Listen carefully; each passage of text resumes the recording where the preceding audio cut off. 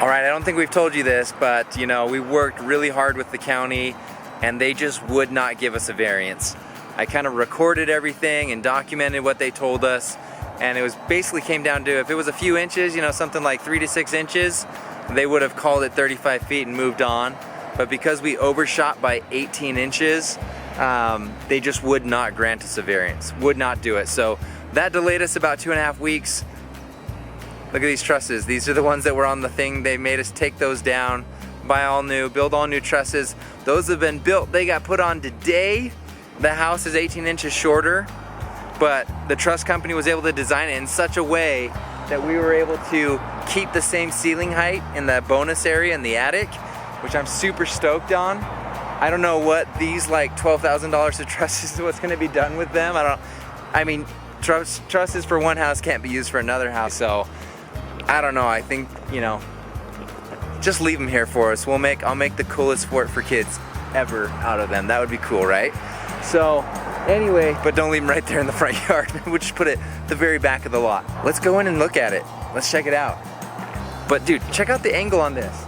We might be happier with this. I think we might be slightly happier with the slope of this roof. Even though we were sad to lose some of the height, what we thought. This slope looks good. It looks really good. Oh, it looks like they started on the porch. And look at the fascia on this. We were given the option basically to go with 4-inch fascia. We chose 8-inch. There is no such thing as 6-inch, and frankly I'm glad, because I know we would have gone with 6 as a compromise, but that 8-inch fascia on kind of the size of the house just feels right. It really weights that roof down. So I'm super impressed with the speed that they got them off the old trusses and the new trusses back on. And check this out. Both the front and the back of the roof have been fully sheeted. That means tomorrow all they have to do is sheet the main roof line, and we are, barring doors and windows, dried in for the winter. Holy cow, guys, I didn't even notice as I was talking, looking at the sheeting on top.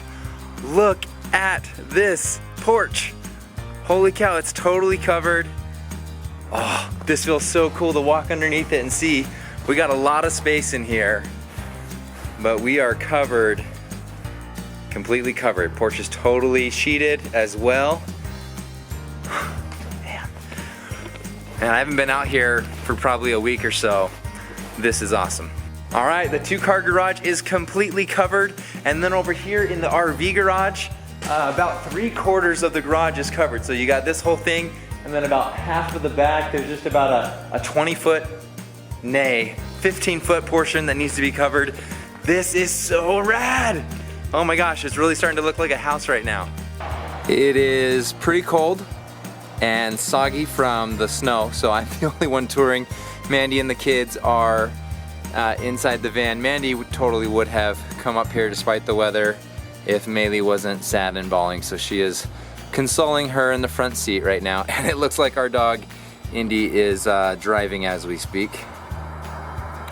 Hi Indy, keep it in park. So as you can tell, the sunlight is going down quickly here, but you know, we've even got some sheeting up on the attic floor, which is awesome. Looks like they're almost ready to bring in some dormers here. And despite the 2.5 week delay, I'm just so grateful for our builder that he pushed through and got things figured out, got things worked out, new trusses and you know, the framers and the crane, everything lined up so quickly. Thank you, Mel and Scott, for making that happen so that we can still get dried in here before too much more snowfall. All right, Paige, what's going on? I have a loose tooth. Let's see it.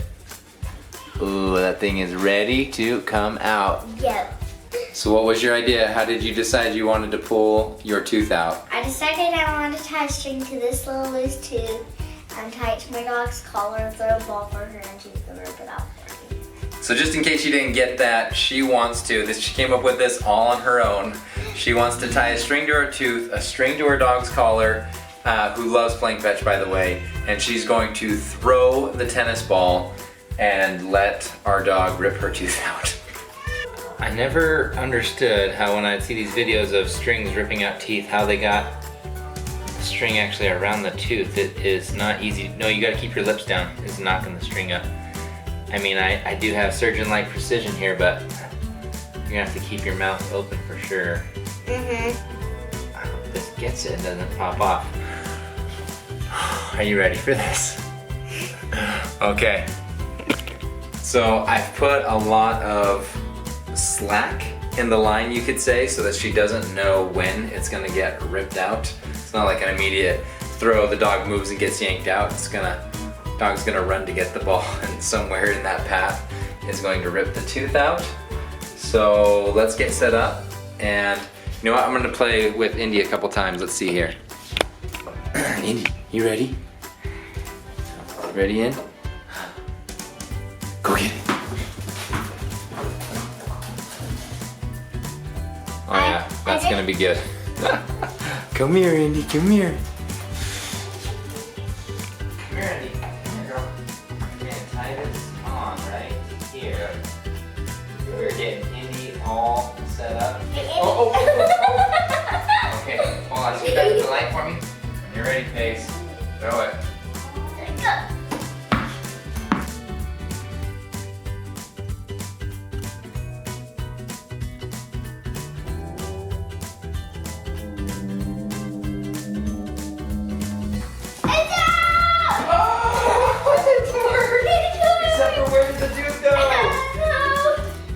Oh my heavens, is it attached to her still?